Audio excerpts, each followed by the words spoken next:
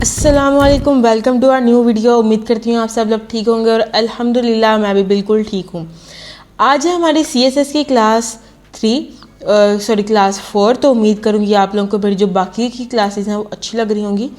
तो अगर अच्छी लग रही हैं तो मुझे कमेंट्स करके बताया करें, मुझे बहुत खुशी होती है आपके अच्छे अच्छे कमेंट्स पढ़ के। तो आज की इस वीडियो में मैं बात करूँगी CSS में हम जो बैकग्राउंड्स यूज़ करेंगे उसकी। अब CSS में हम बैकग्राउंड कलर्स की तो बात पहले जो हमारी क्लास 3 थी उसमें कर चुके हैं, और अब हम बात करेंगे बैकग्राउंड्स की कितनी ज़्यादा प्रॉपर्टीज़ हम यूज़ करेंगे। मीन्स के बैकग्राउंड पोजीशन, अटैचमेंट और बैकग्राउंड रिपीट। ठीक है, ये 3 हम पढ़ेंगे, और बैकग्राउंड इमेज। तो बिना टाइम वेस्ट के वीडियो को शुरू करते हैं। सबसे पहले आपने क्या करना है, आपने VS कोड को ओपन कर लेना है। यहाँ पे मैंने एक फोल्डर बनाया है बैकग्राउंड के नाम से, और उसमें मैंने एक ये ट्री की इमेज लिया है। ठीक है, तो अब यहाँ पे मैं क्या करूँगी, यहाँ टाइटल में मैं लिख दूँगी बैकग्राउंड।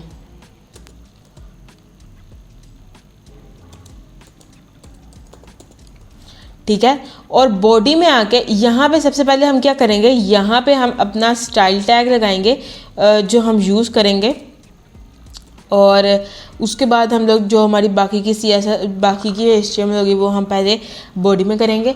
सबसे पहली चीज़ जो हम सीखेंगे वो है इमेज, बैकग्राउंड इमेज लगाना। ठीक है, अब आपने क्या करना है, CSS की फाइल में आए, और यहाँ पे अगर आप CSS की मदद से एक बैकग्राउंड ऐड करना चाहते हैं तो वो कैसे होगा, आपने कोई भी आपको सिलेक्टर होगा सबसे पहले वो ऐड करना पड़ेगा। जैसे कि मैं बॉडी लिख देती हूँ, यहाँ पे PODY बॉडी मैंने सेलेक्ट कर लिया, और यहाँ पे मैं लिखूँगी बैकग्राउंड इमेज। बैकग्राउंड इमेज उसके नाम से ही आपको पता चल रहा है कि वो क्या कह रहा है। ठीक है, मैंने लिख दिया बैकग्राउंड इमेज, और मैंने यहाँ पे लिख दिया URL। अब URL क्या होता है, ये हमारी इमेज का या कोई भी मतलब एड्रेस होगा, जैसे www.youtube.com है, उसी तरह ये भी एक एड्रेस होता है। और यहाँ पे लिखा हुआ है, ये हमारा इतना लंबा सारा जो लिखा हुआ है ये हमारी इमेज का एड्रेस है। ठीक है, और यहाँ पे अब हम क्या लिखेंगे, हम लिखते हैं ग्रीन। अभी मैंने ग्री ही लिखा तो आप देख सकते हैं मुझे बाय डिफ़ॉल्ट एड्रेस मिल चुका है। ठीक है, अब मैंने क्या किया, इस एड्रेस को लिखने के बाद अब मैंने इसको सेव करना है, Ctrl+S। ठीक है, और यहाँ से इसको ओपन विद लाइव सर्वर करके देखते हैं। तो अब आप देख सकते हैं हमारे पास हमारी इमेज आ चुकी है। लेकिन अब यहाँ पे क्या मसला आया है हमें, कि हमें हमारी इमेज मिल तो चुकी है, लेकिन ये काफ़ी ज़्यादा मतलब ट्रीज़ नज़र आ रहे हैं। हमने तो एक ट्री की इमेज ली थी, ये काफ़ी सारे नज़र आ रहे हैं हमें। ठीक है, अब इस चीज़ को बोलते हैं रिपीट।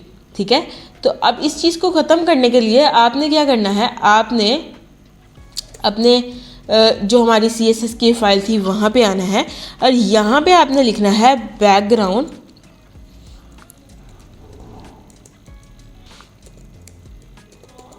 यहाँ पे आप लोगों ने लिख देना है बैकग्राउंड रिपीट।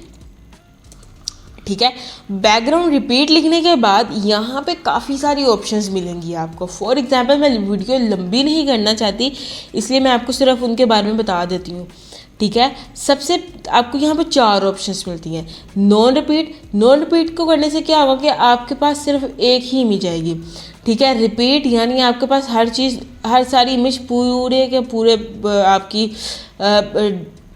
आपको डिस्प्ले होंगी, बहुत ज़्यादा रिपीट होंगी। ठीक है, और यहाँ पे आता है एक्स एक्सिस। आपकी एक्स एक्सिस में आपकी इमेज रिपीट होगी, वाई एक्सिस यानी वाई एक्सिस में होगी।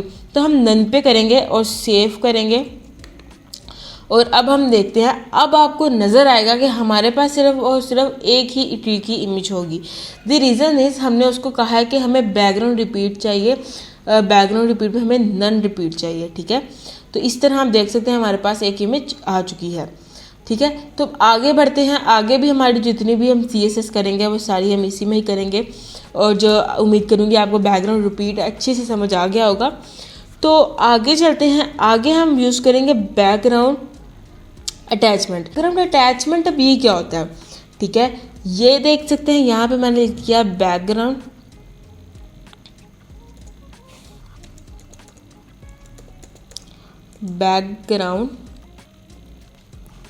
अटैचमेंट। अब यहाँ पे बैकग्राउंड अटैचमेंट में मैंने लिख दिया फिक्स्ड लिखने के बाद सेव किया, और अभी मैं आपको बताती हूँ क्या होता है।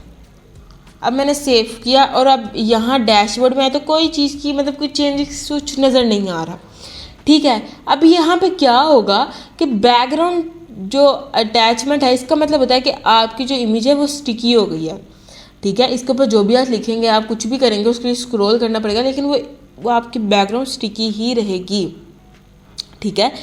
अभी आपको इस तरह समझ नहीं आ रहा, अब मैं आपको बताऊंगी आपको कैसे समझ आएगा। यहाँ पे मैंने लिख दिया टैग पी और यहाँ पे मैंने लिख दिया लोरम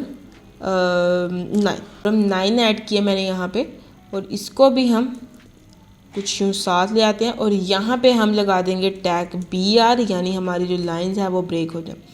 इस पूरी लाइन को करेंगे कॉपी और यहाँ पे कर देंगे नीचे पेस्ट,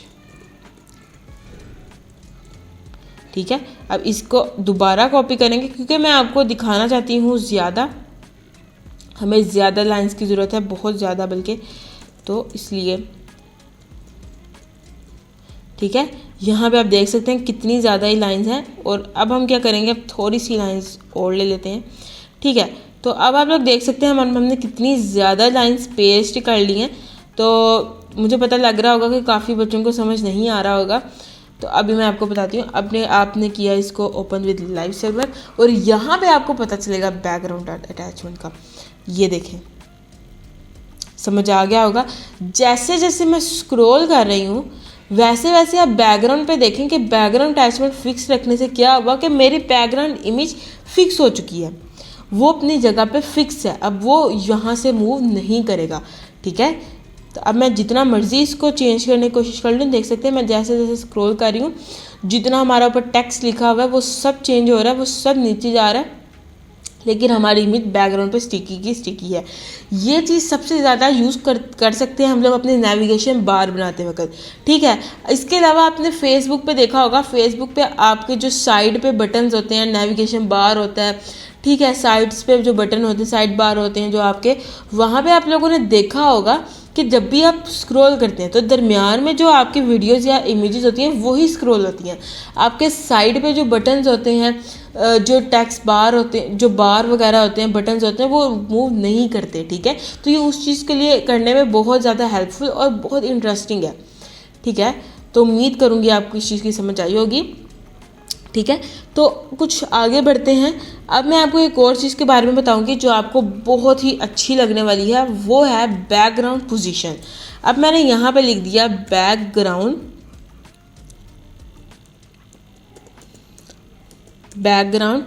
पोजीशन।